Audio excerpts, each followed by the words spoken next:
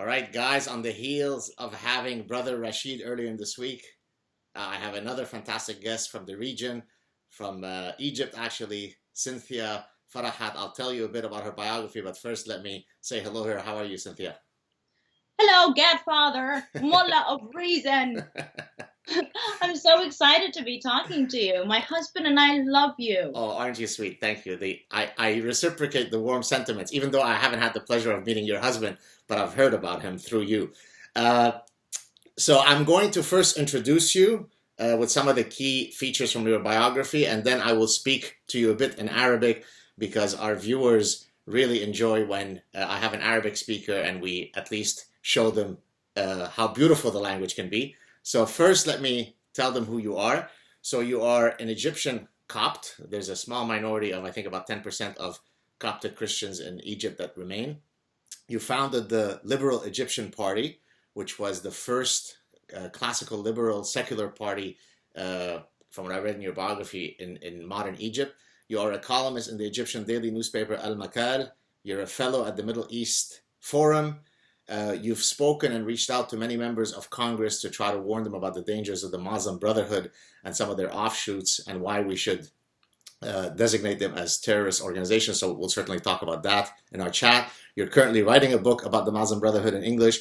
You've co-authored several books in Arabic, among them Desecration of a Heavenly Religion, which was banned by none other than the great Al-Azhar University in 2008. You've been barred from entry, Bibaladi, in my own country of Lebanon. You are not welcome there. Maybe you'll tell us about that. You've received innumerable death threats from the dispensers of love, peace, and tolerance. And in 2011, you had to leave Egypt because there were a lot of threats on your life and some on your family members, and you gained political asylum in the United States. Is that an accurate description of your bio? Yes, sir. All right. Now let's break it down with some Arabic, and then we'll start with our actual conversation. So, أكيد أنت بتعرفي إنه ما إلك حق تحكي معي لأن أنا رجال مني من عيلتك، بل عنا لازم نحلل هالمشكل. أول شيء فيك تلبسي النكاب وما عم تحترمي حالك وما عم تحترميني لأن عم بتفرجي جسمك وعم بتفرجي وجهك. أول شيء لازم تلبسي النكاب. تاني شيء لازم تاخدي أذن من جوزك إنه تقدري تحكي معي. ثالث شيء بركي هيدا حل منيح، إذا بترضعيني أنا بصير ابنك وأنت بتصيري أمي، لكن بنصير بذات العيلة وفينا نتحاكى.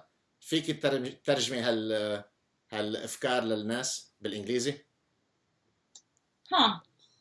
Well, Professor Gattad has said that because I'm a woman, I should cover my face with the niqab because, of course, my whole face even is a private part, and that I should take the permission of my husband before talking to him.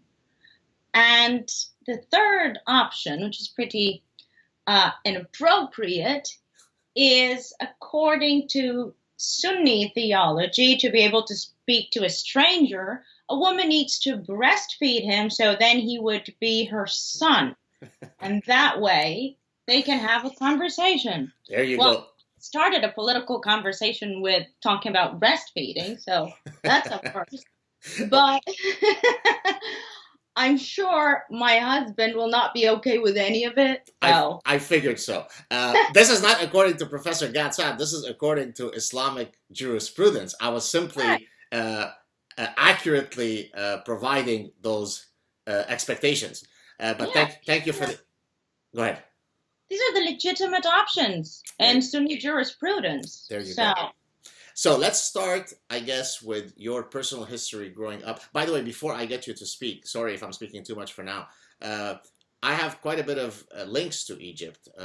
My brother-in-law, his family is Egyptian. They're Egyptian Jews from Alexandria who then left to Lebanon. The family name is Helwani. So some of the folks who are watching this show might know my very famous nephew, Ariel Helwani, who is a broadcaster for the MMA. So we actually have Egyptian Jews in our family. But if only we knew what happened to the Egyptians Egyptian Jews, it's a mystery. They all disappeared. So tell us about your growing up in Egypt as a religious minority and, your personal history.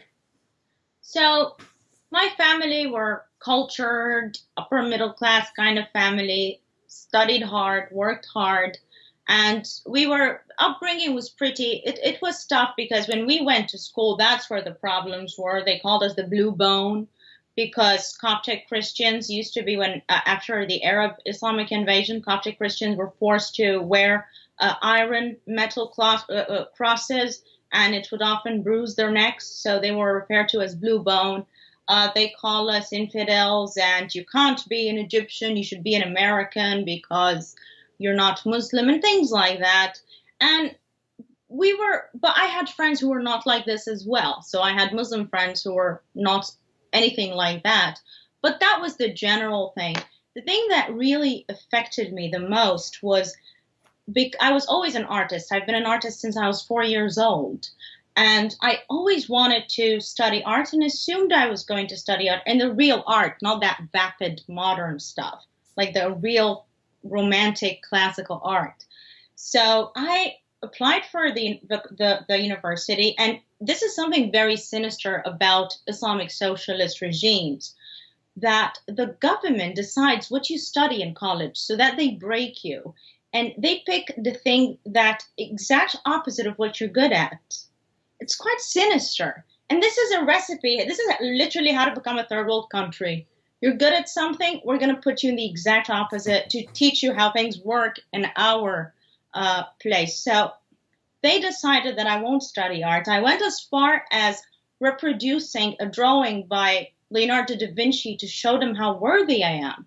And I met with someone from the Department of Education, and he just sat back and mocked me and said, you know what, let me tell you something. The better you are at this, the more impossible your chances are to get into art school. The harder you want it, the more impossible. You are never going to study art. And they sent me to study law in a public university.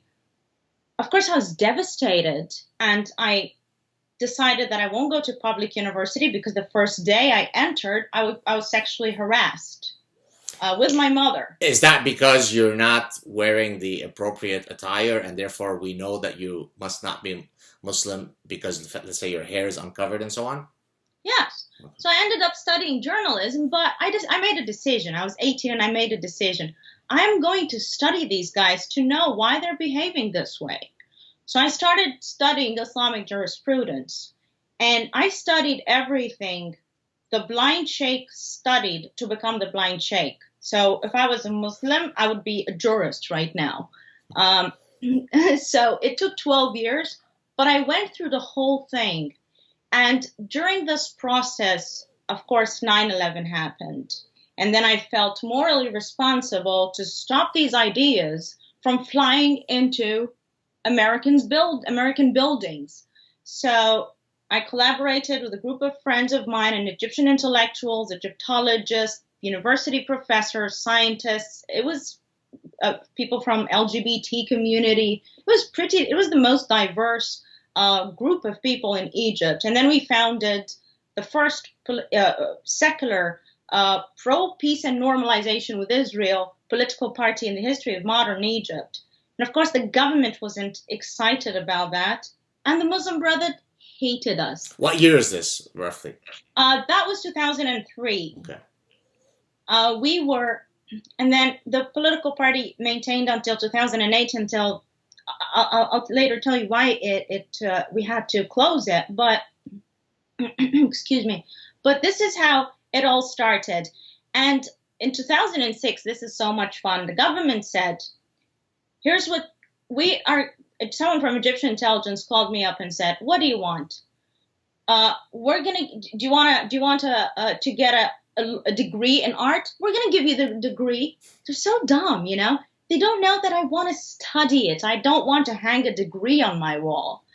So I said, no, what are you talking about? And I said, so do you want to study? What do you want? We'll give it to you, but just stop what you're doing. I told him, so here's what's going to happen. I'm not stopping because this story exposes how much you suck, and I'm going to enjoy saying it more than studying art. Wow. So No. And so I continued my political work. Of course, the attempts of bribery continued, and they continued until I arrived to the United States. Wow. Because the threats didn't work. They said, what do you want? You want a TV show? You want to be rich and famous? We're going to make you rich and famous. Just stop this. Because they couldn't understand why I was doing what I was doing. And there was only 2 women in the whole group of founders of the party. It was me and another woman who's married to one of the gentlemen. And they couldn't understand why someone like me would be doing something like that. I was either crazy or super powerful. So I was powerful. Most of the people who were in this party that you founded, were they typically Coptic Christians, or did they cover, all walks of life, all possible religious groups, atheists, the Muslim, Christian? What was sort of the demographic breakdown of the people who were excited to join this new movement? Actually, the minority were Christian. Okay. The smallest minority. The vast majority were Muslim. And also we had a substantial amount of atheists. We had Baha'is do not believe in political work, but they supported us. We had everything. We had everything, literally. We had women as members. We had scientists, factory workers. It was quite popular, and they risked so much to be able to be members of our party, because a lot of them got suspended from their jobs because of that affiliation, and got death threats and had rough times in their neighborhoods. So they were a great bunch of human beings. I absolutely loved it. And of course, groups like the Muslim Brotherhood and Mubarak's regime, they were threatened by us the most because we were a different option. Mubarak's regime and Arab regimes always like to display the options that it's either us or the Muslim Brotherhood or Islamic State. They never liked the third option, which is the classic liberals, the very solid people who stand for values of Western civilization. We were the greatest threats. And quite interestingly, the Muslim Brotherhood and Mubarak used to approach us, their regime and the Brotherhood used to approach us hand in hand. They even offered us a huge bribe to say that the Muslim Brotherhood were persecuted in Egypt under Mubarak. Isn't that interesting? Because I used to call them the Queen's loyal opposition. They were the Kremlin-style formal opposition of the government. So this is how things worked. And of course, someone, unfortunately, who was going to be the president of our party accepted the bribe. It was quite tempting.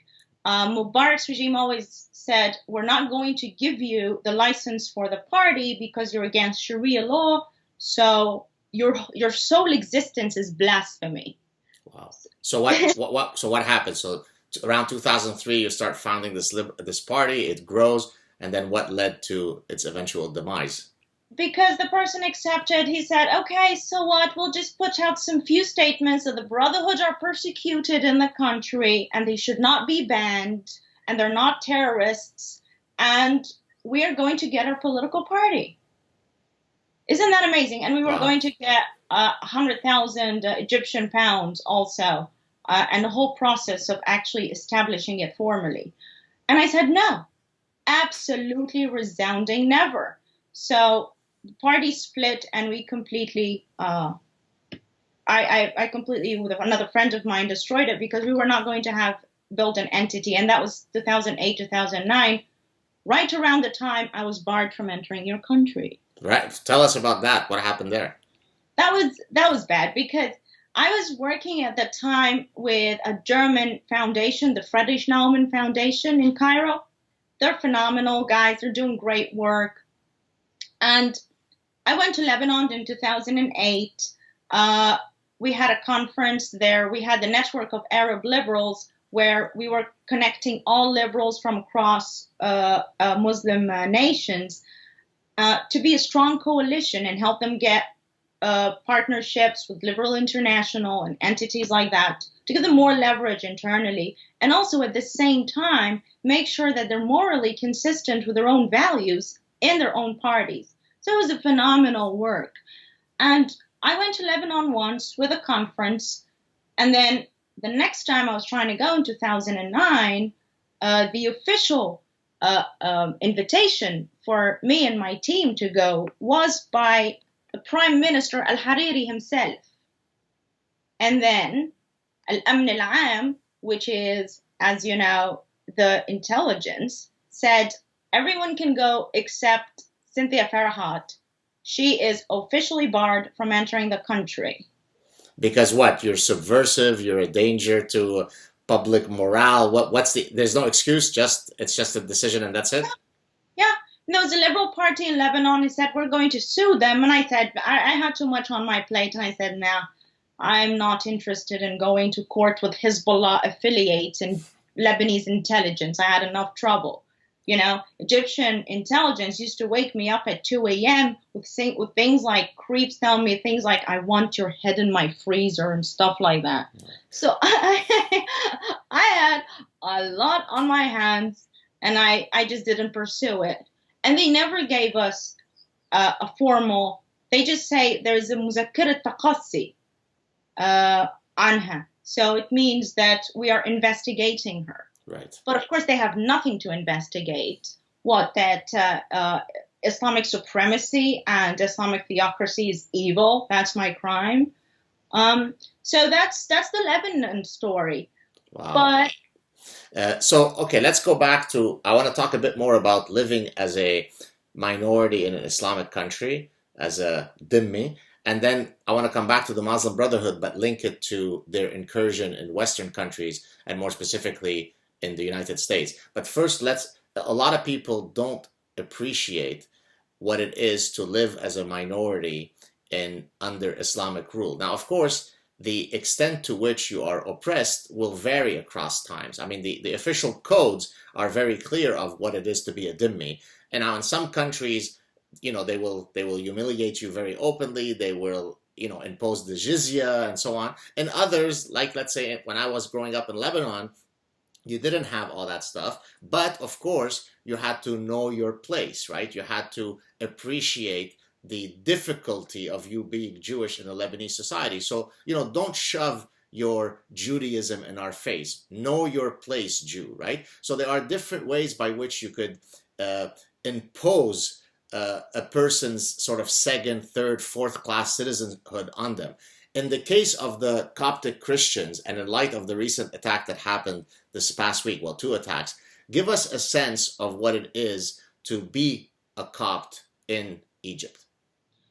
Well, it's horrible. Let's start at school. I went to a nice private school, and but the government decides what you study.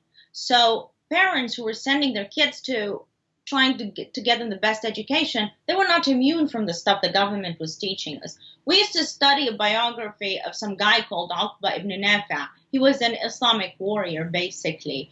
And we used to study how he used to mutilate the infidels and chop their ears and chop their limbs. But he did it as an act of mercy, and it was peaceful, so it was okay, right? Yes, of course. Yes, okay. Yes, of course. Go on. But, so and this is the most oppressive part, because I used to go into the exam and I had to praise this to pass a test.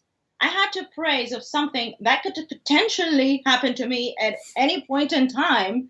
So that was quite devastating. And my mother used to teach us coping mechanisms, how we completely emotionally detach from what we were learning.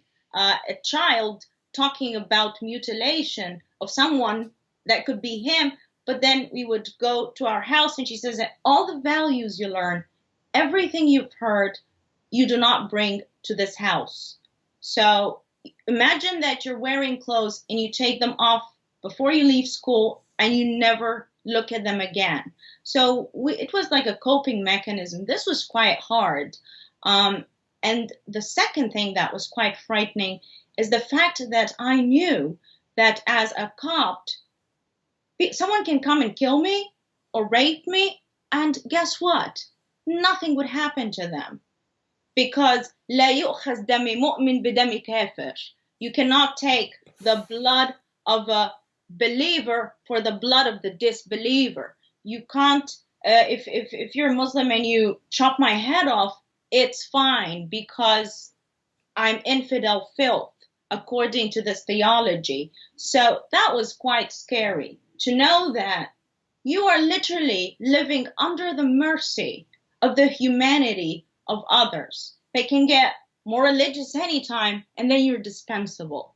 So to live with that knowledge, that it takes a lot from your security as a human being. Go ahead. Continue. Finish your point. And that's besides, of course, the constant abuse in the streets. As a woman, and as a woman who does not wear a hijab, I was constantly attacked. That's why I never walked in the streets. I was constantly, people would call me names, because I'm also a sculptor. That was a big problem. They used to call me an idol worshiper in our neighborhood, and the kids would point, the idol worshiper, it was quite scary. Wow. And you know what happens to idol worshipers? They are the worst kind of infidels, So it was tough. It was hard. People don't appreciate that. And I've actually heard this comment often. Actually, I was interacting with a guy on Twitter recently, just some random fan. And he made an argument that many of sort of these ostrich guys make. Well, if Islam is so mean to non-Muslims, how do you explain the fact that there are still, Christians living in Egypt, right? I mean, as if that is a manifestation of the love and mercy, right? Look, we haven't killed every single person who's not like us. Ergo, this demonstrates that we're good. Of course, what he fails to incorporate into the thinking is that when Islam comes into a society, sometimes it Islamizes everything very quickly. At other times, it takes many, many centuries before you go from a society that was 100% non-Muslim to becoming a society that's 100% Muslim. So in the case of Egypt, it has taken many, many centuries. But if we had a magic time machine right now, and we could press that time machine to 800 years from now, I bet the current 10% will be a number that's lower than 10%, right? So the speed at which we eradicate other cultures might be different depending on the context, but the general trend is always the same, correct? Correct. And actually, Egyptian Christians are about 15 to 18% of the population, but the government lies about the number. And that's coming, and the person who told me this was someone who works at Mubarak's regime. Okay. He said it's almost double what the usual numbers are. Okay. Yes, he said it's always cut in half. And that's the most conservative number, by the way, the 15 to 18%. So the thing is, with the reason why they kept few Christians alive and few Jews alive, it was completely pragmatic, because the jizya taxes were huge. And that was one of the main reasons why there was always an interest in keeping Christians alive. And then at later times, and that was, and someone from Mubarak's regime also told me this. And I told him, okay, so we know that you hate Christians. You're constantly opening your TV station saying that they should be killed, the women should be raped, they should be decapitated and mutilated. Why are you keeping them alive? You can put them in concentration camps. You certainly have the same technology. And he said something very interesting. He said the only reason we're keeping Christians alive is because they keep a certain balance in society. If the Islamists got too powerful, they're going to get rid of us too. So it's completely pragmatic. We need that sort of balance to keep a common enemy that we both fight and gang against. That's also very beneficial. So the reasons for keeping them alive and not putting them in concentration camps is to be able to abuse them, and the Islamists can have an outlet where they can vent their rage and their anger and hatred. And at the same time, these guys in power, they want to drink. They want to be able to wear bikinis in Sharm el-Sheikh on Egyptian Red Sea beaches. They still want to be able to have that So that's a way to, so it's purely pragmatic. If you remember this in history, there's a very interesting incident. Bad King John of England, I believe it was the 11th or 12th century, he attempted to convert to Islam, and he sent a message to the leader, the Caliph in Morocco, and told him, we want to convert to Islam. And guess what happened? He refused. The Caliph refused because he wanted the jizya money that the infidel countries were paying through the Barbary raids. The so-called Barbary pirates, those are jihadists. When you read Islamic theology, they're called jihadists. So these raids from the infidels and the jizya, it was so they actually literally refused the conversion of a certain percentage for financial reasons. It's funny that you say this, because when I was communicating with this guy, you could probably go back to my Twitter feed and find it. It's a few days ago.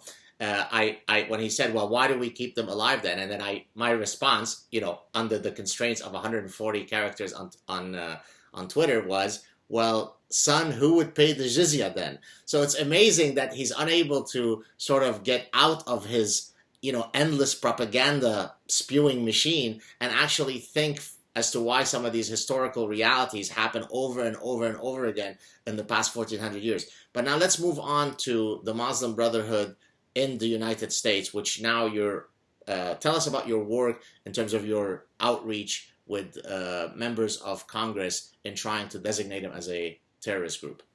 So so what I do is I gave almost the past year over 50 briefings to 50 different congressional offices on why they need to get involved and co-sponsor the House and the Senate bills that will bring about the conversation on why we need to designate them a terrorist organization.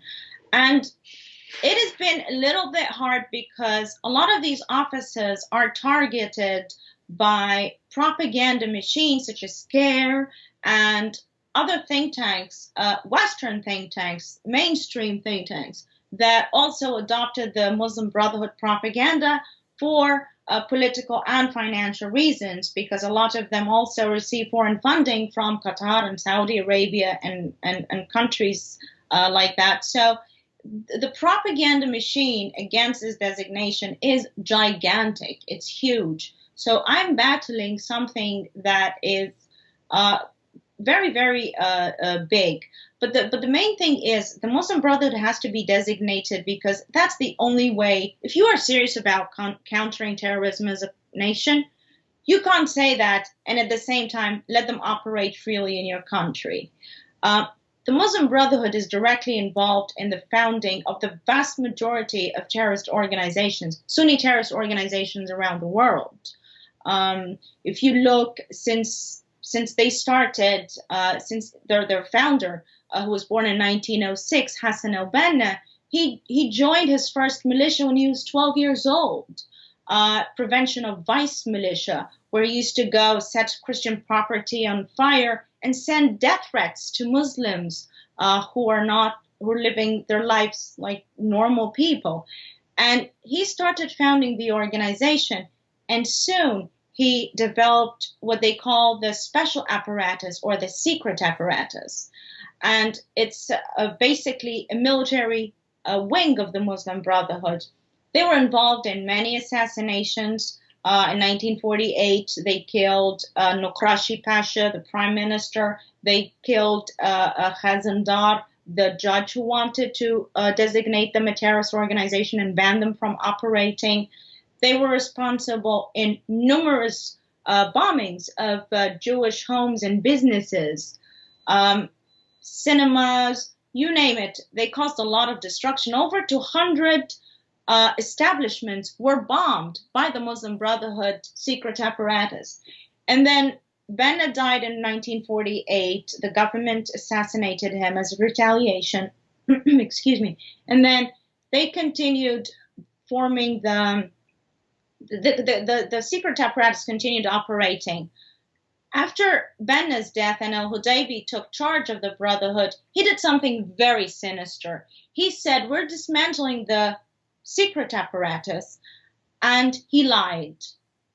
and this is something they continue to do till today, lying about the existence of the secret apparatus. Luckily, a lot of them like to brag, and we know that it exists. So they said that they disbanded it, and then they formed Al-Jamaa al-Islamiyya and excommunication and immigration, two terrorist groups. They were the first two terrorist groups that founded by the Brotherhood that worked under different banners. And that's a very important point, because that's a stratagem that they still use till today. Right. So there's a lot of, so for example, if you look at the Muslim Brotherhood, isn't, for example, the MSA, the Muslim Student Association, doesn't it fall under the Muslim Brotherhood rubric? Yes. Right. So then that's a very powerful tool. You set up a very active presence at every single university, where you could then engage in, ideological trench warfare to subvert the system from within. So if, let's say, you and others who are trying to get the U.S. government to designate the Muslim Brotherhood as a terrorist organization, if you were successful in doing that, would that designation trickle down to all the affiliates? So, for example, would the MSA in its various chapters also be banned? Or is there some supra thing called the Muslim Brotherhood, but the other parts of the tree would remain intact? How would that work? That would affect all, and that's the whole point of the designation, because the problem with their affiliates, and that's according to the Muslim Brotherhood's own doctrine, I'm not making this up, that the infiltration is one of the most successful tools. And they have bragged about the infiltration of different American intelligence agencies. And that's in my book also.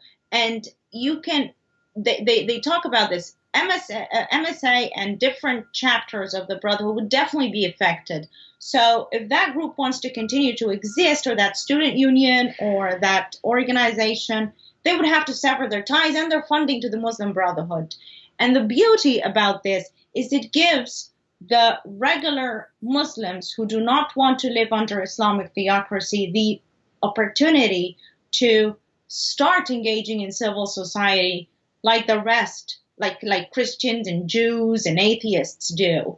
And it will help them better integrate, because recent Gallup poll pegged the support for an organization like CARE at less than 12%. Within American Muslims. Yeah, less than 12%. So, and here's something very interesting. A lot of the leaders in the Muslim community in the United States communicate with me and tell me things like, CARE is threatening us. CARE is beating up Muslim kids because they say bad things about the Brotherhood. So they're terrorized. They get death threats in America.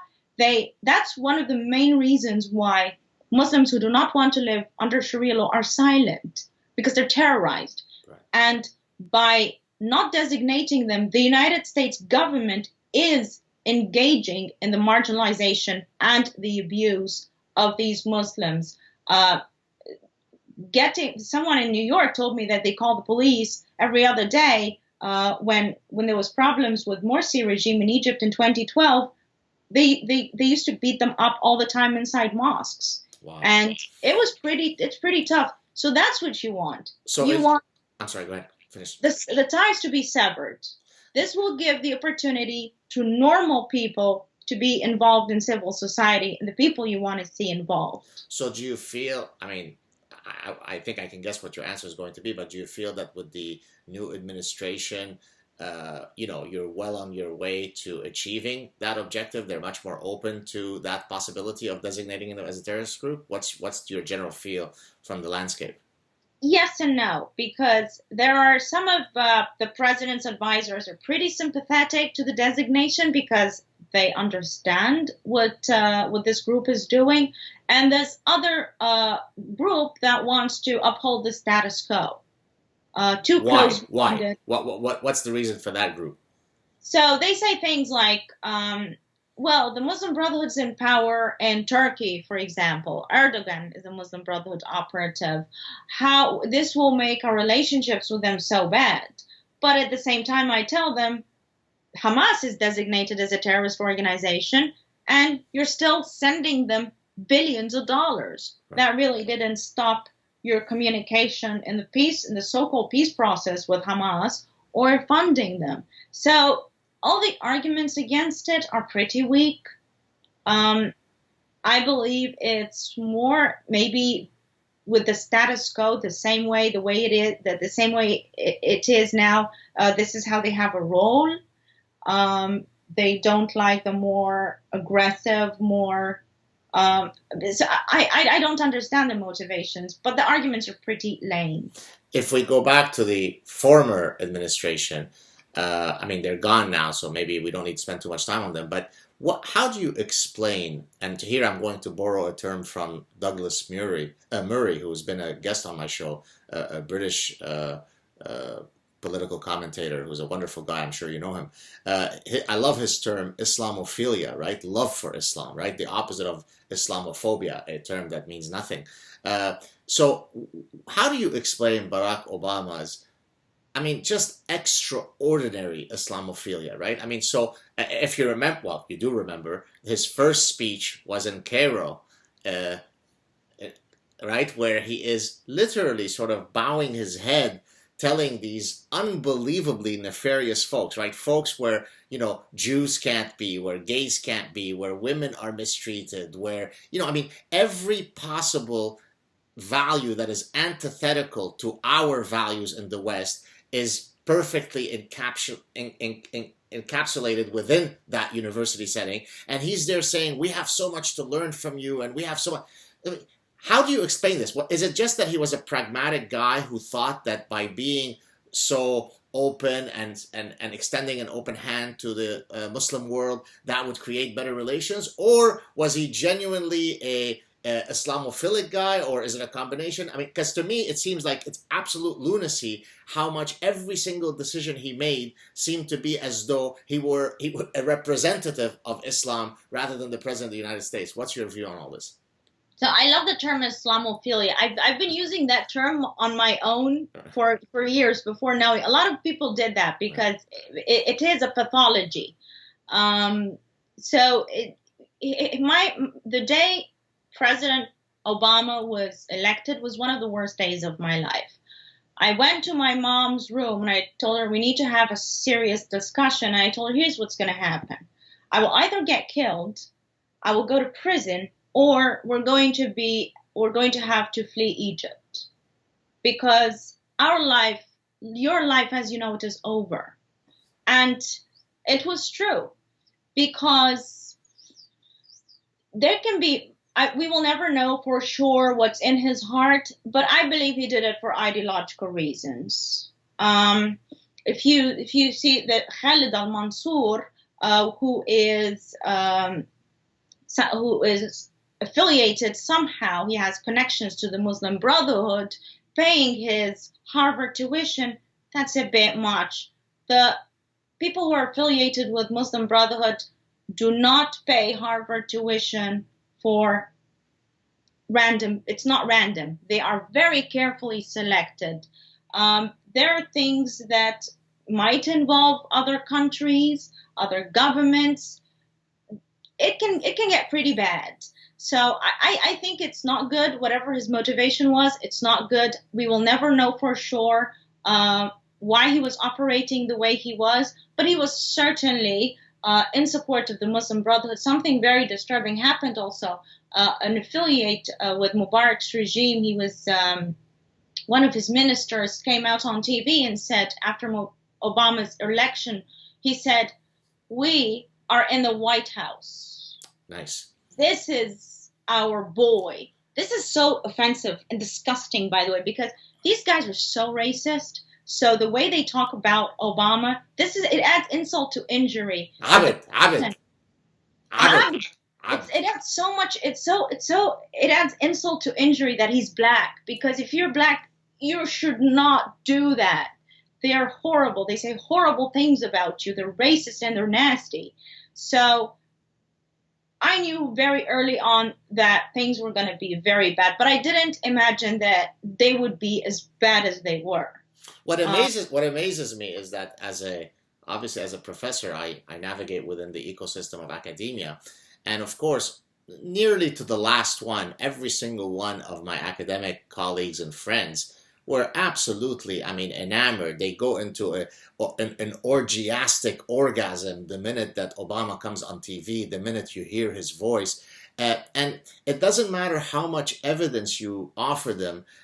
I mean, not to argue that he is a Muslim Brotherhood operative, but you might say, you know, hey, do you think that if he goes to Cairo and gives that speech, does that make sense to you? Does that pass your moral compass? And there was nothing that I could ever say to them that would allow them to even pause for a second to revisit the possibility that some of the things that he did might not have been typical of a U.S. president.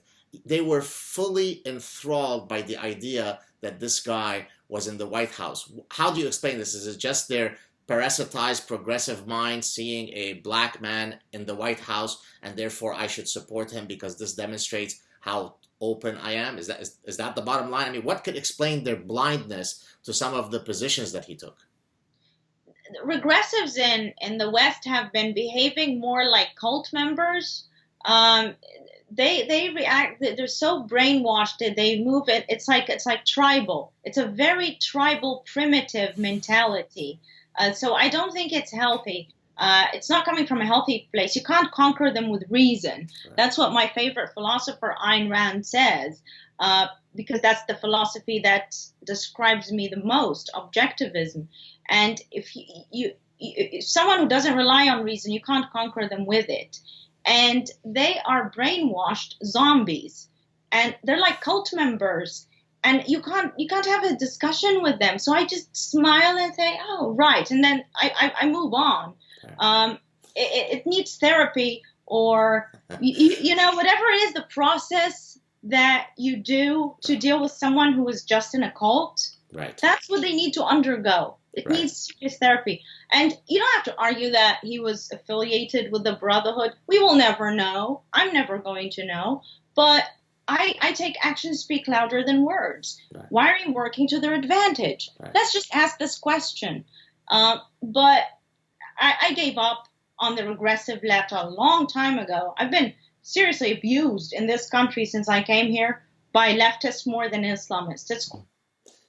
Oh, you're frozen. Are you there? Oh, you froze for a second. We'll have to fix it. What did you say? Can you just repeat the last sentence that you might have said? Yeah, the progressive left in this country has been abusing me, sending hate mail and stuff like that since I came, more than Islamists. Now, why? And of course, what is it? You must be a white Christian male who's an alt-right member, who doesn't speak proper Arabic, right? I mean, one of the reasons why I love to bring guests such as yourself, I mean, other than, of course, that you are, you know, worthy to hear what your story is precisely because, in my view, it reduces the opportunity for these schmucks to be able to use this thing. Well, you know, she doesn't speak proper Arabic. Well, you know, she's never lived. Well, you know, you're from Egypt. You've lived under Islamic supremacy. You speak perfect Arabic. You've been part of the political. But yet I'm sure they still find a way to denigrate and to delegitimize you, right? What's the strategy they use with you? You are I think the term that they use with Majid Nawaz, you're a porch monkey. Is that the term or something to that effect, like an Uncle Tom? Yeah, that I'm an Uncle Tom, and ironically, two of my best friends are Muslim, an actual Muslim, not atheist, former Muslim, actual believers of Islam. I have friends here that come and have dinner at my house in the U.S. that wear hijab. They don't have friends that wear hijab. I'm more ingrained, and I write for a Muslim newspaper owned by Muslims. My audience, my readers are Muslim. And guess what? I only get positive feedback for everything I'm saying.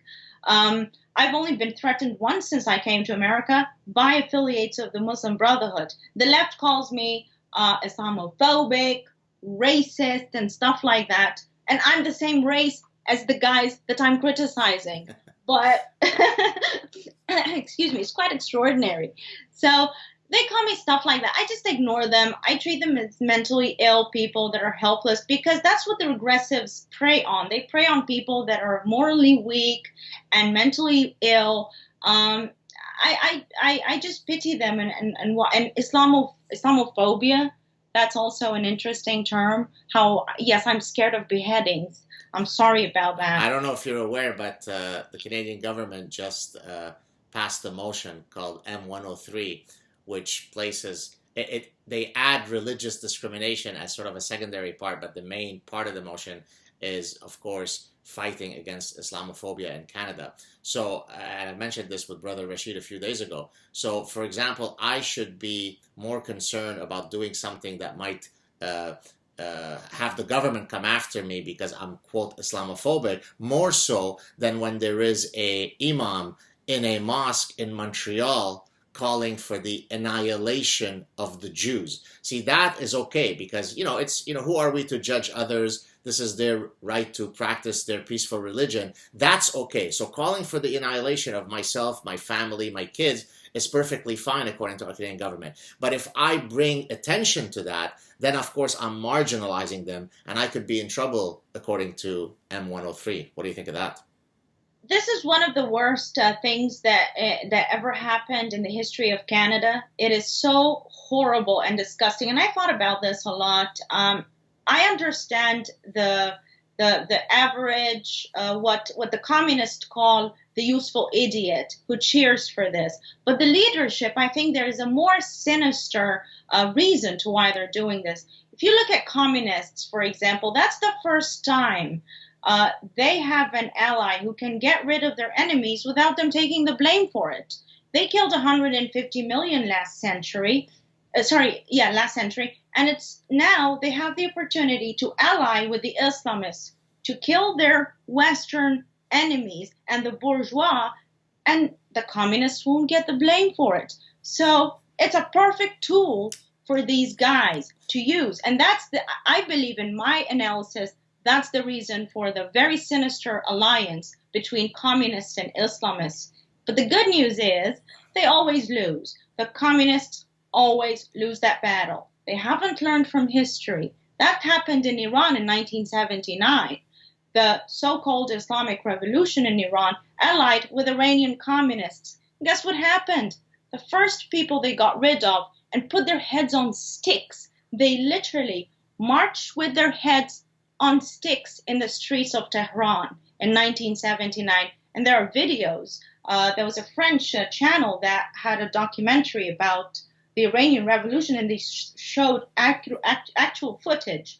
So it's the arrogance of this deep ignorance of the ideology they're allying with. Incidentally, Jamie Glazoff, whom you might know, is a historian who's Canadian originally, and I think now he lives in Southern California. He wrote a book which I highly recommend that speaks exactly to the alliance that you just mentioned. I think the book is called United in Hate or something to that effect, and it exactly speaks to this very grotesque alliance between the leftists and Islam in general. And so for those of you who are interested in that dynamic, I would highly recommend you check out the book. So let's cover a few more sort of things that are happening today in the world.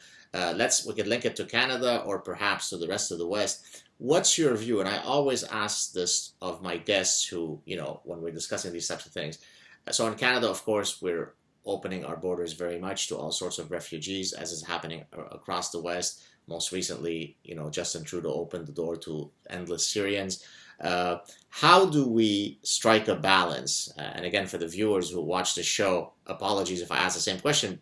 It's because it's a question that's very difficult to solve. So maybe someone on the show will ultimately solve it for us. How do we strike the right balance between being humane and recognizing that, of course, many people might be fleeing those regions who are perfectly, peaceful and kind and so on, while also recognizing that not only will terrorists infiltrate those groups, but as I've said repeatedly, the greatest danger is actually not a few ISIS guys coming in with the Syrians. It's the fact that you are importing cultural and religious values that are perfectly antithetical to everything that defines our societies. So if you're letting in 50,000 Syrians, even though there might only be 5 ISIS members, there are 98% of them who hate the Jews out of 50,000. Well, if I'm letting in 50,000 people into my home, of which 98% hate me, then I have a right to be concerned about that. So how do you have a magic bullet that could help us navigate through this balance between being humane and also recognizing that the people who come from these regions unfortunately don't share our values? What do we do? I've never seen it as a tough question, because this has been tried in other, like Egypt, for example, accepted some refugees. But guess what? There hasn't been one of those refugees did do anything terrorist. On the contrary, the Syrian refugees that went to Egypt were the best kind of refugees, that they have revolutionized the food sector right now in Egypt. It went as far as some people that ask for employees say a Syrian employee wanted. That's how good it has been done. So Egypt, guess why they did that? Because they have good human intelligence. If you have good human intelligence, you'll be able to do your homework and know, because the good thing is about the Middle East, you can know who's who. If you give me now a name of some random guy who lives in the slums of Syria or the slums of Egypt, I will be able to track him down through asking about his family, his friend's family. I'll know stuff through human intelligence. That's something the Western world has really deeply ignored. They rely on technology and not enough human intelligence.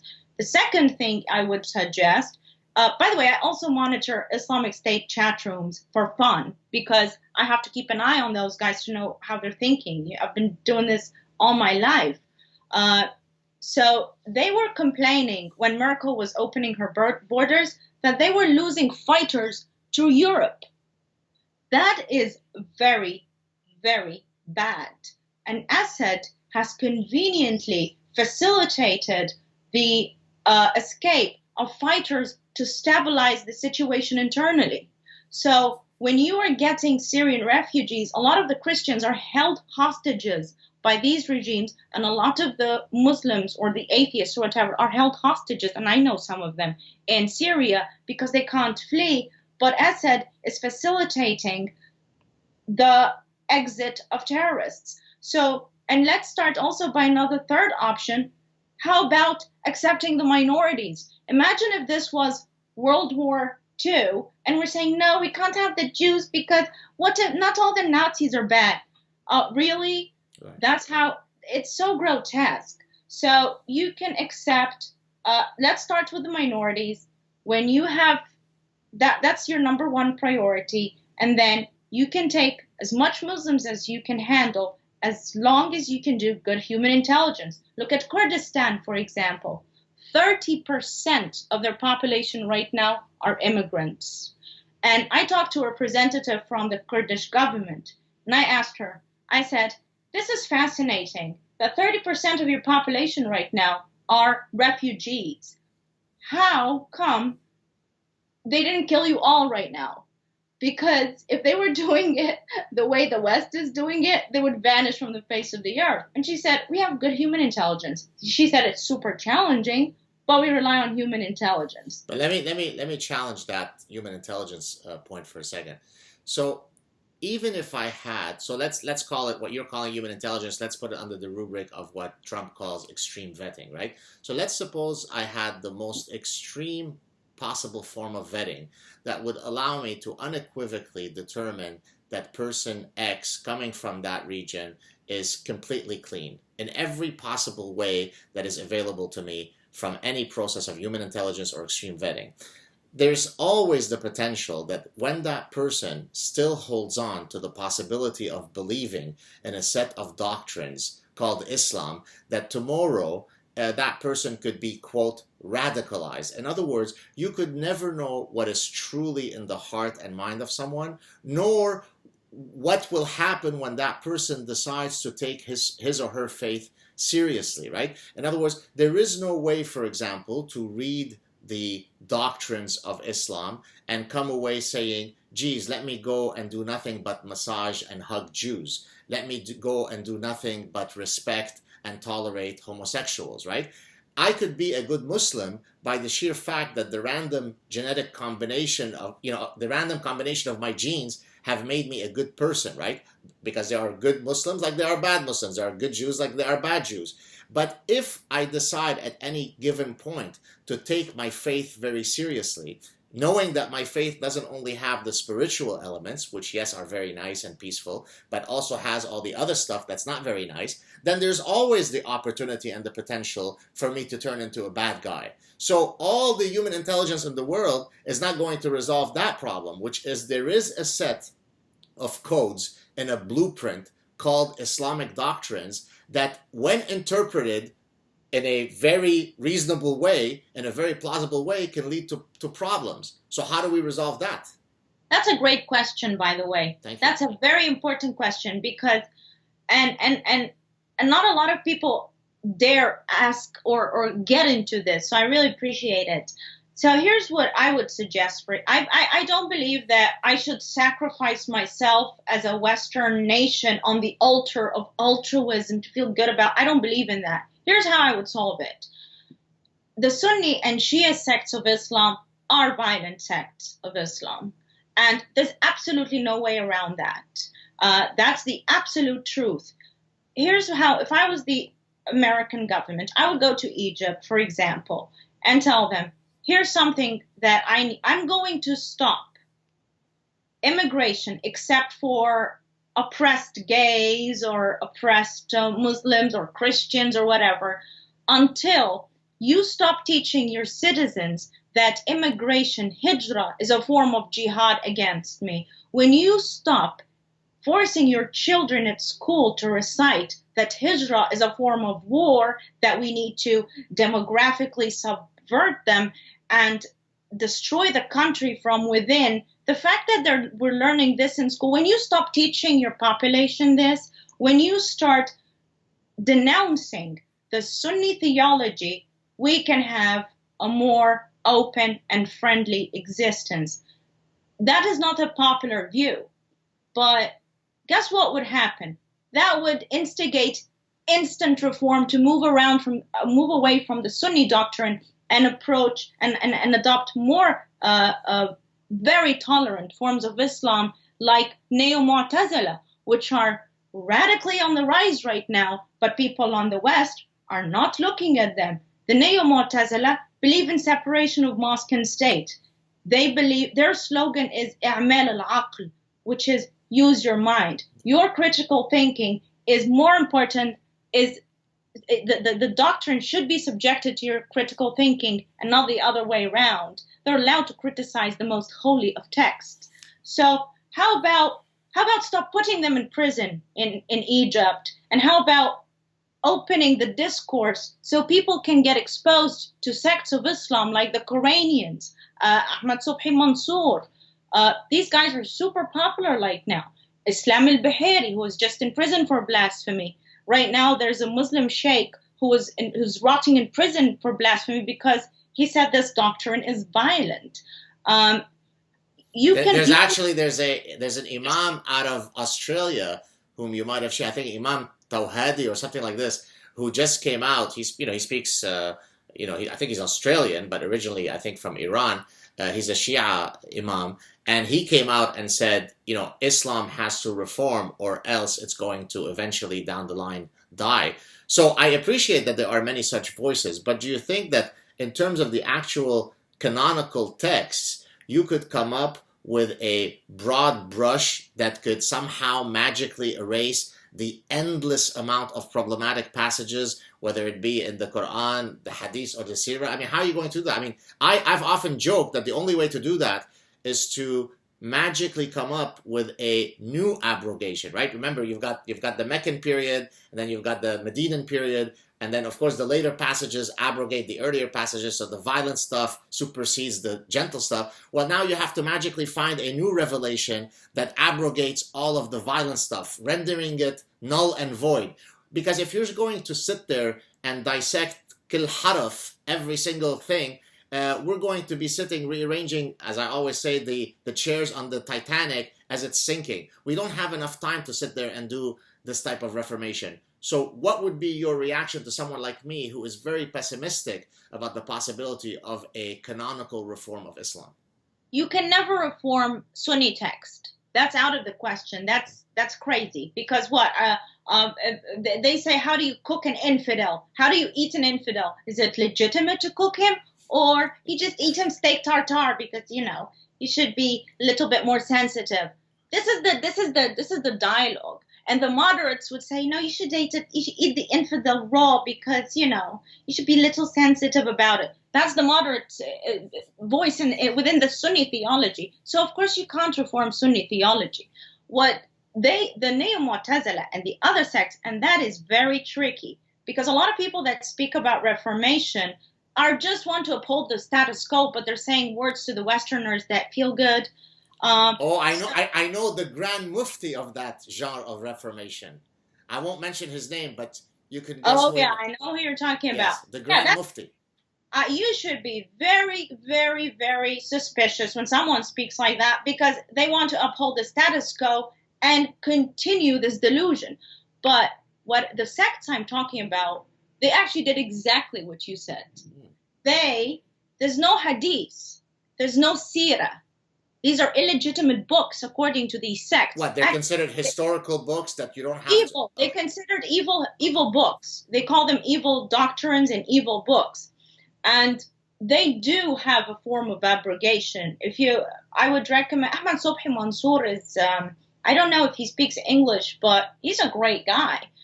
He's the leader of the Quranians. They don't believe in these sects, and they consider them evil texts, and Muslims should actually destroy them. So they have a form of abrogation where they say anything that has violence in it or involves in your personal life, like, for example, marriage, that you should take whatever number of wives or any of this, that's all abrogated. That's historic text.